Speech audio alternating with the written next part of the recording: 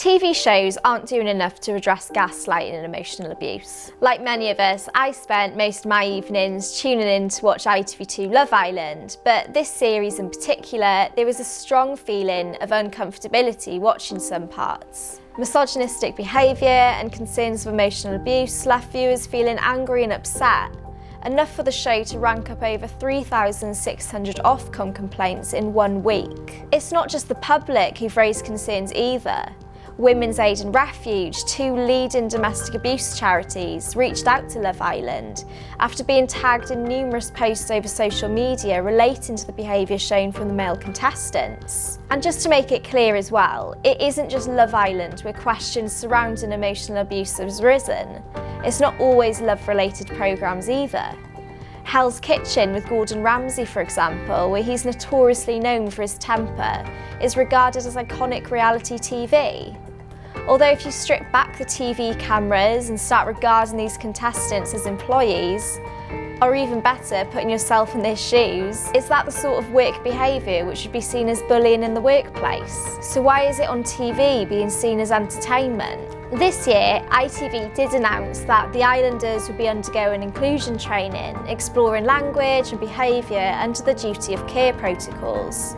This seemed really positive, and maybe this could have even made a turning point for the show. But this wasn't the case.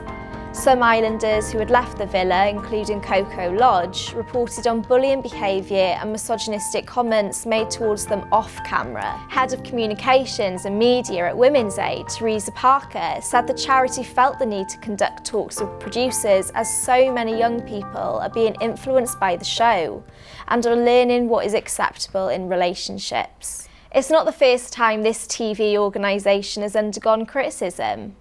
Last year, Jeremy Kyle was removed from air after Steve Diamond, one of the old guests on the show, took his own life. The documentary Jeremy Kyle show, Death on Daytime, revealed even more when past guests and staff members recounted experiences relating to bullying and emotional abuse. So when is it time that TV organisations start taking emotional abuse and bullying claims more seriously?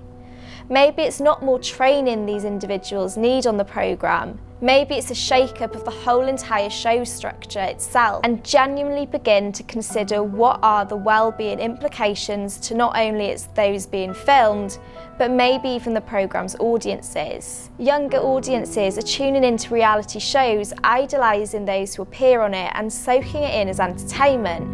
Because it's an entertainment programme, why wouldn't they? Let's be realistic. We're not going to get Love Island off our screens anytime soon, regardless of the Ofcom complaints and the domestic abuse charities' concerns, because it's also had the largest amount of viewers in contrast to its other seasons.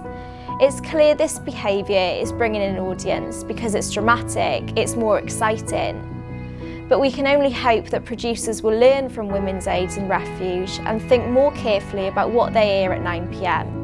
Even maybe consider putting a trigger warning to warn those who may not want to see casual emotional abuse on their screens. The more realistic option is combating reality TV with education and making sure the red flags of emotional abuse are drilled into secondary schools through sex and relationship lessons, to make sure those who are in these situations know that this isn't just them overreacting or being too sensitive. I think it's also important to mention some of the signs of someone who is emotionally abusive. Someone who purposely tries to isolate you, controls your behaviour, purposely humiliating you, emotional blackmail, verbally threatening you, playing your feelings to make you feel guilty or to confuse you or gaslight you. If you feel that you are falling victim to emotional abuse, trust your instincts. If you think someone else is being emotionally abused, step in.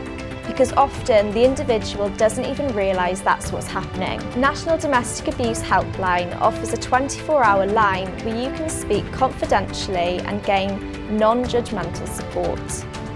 Abusive relationships aren't just physical, and television needs to do more to ensure emotional abuse is not just being casually perceived as entertainment.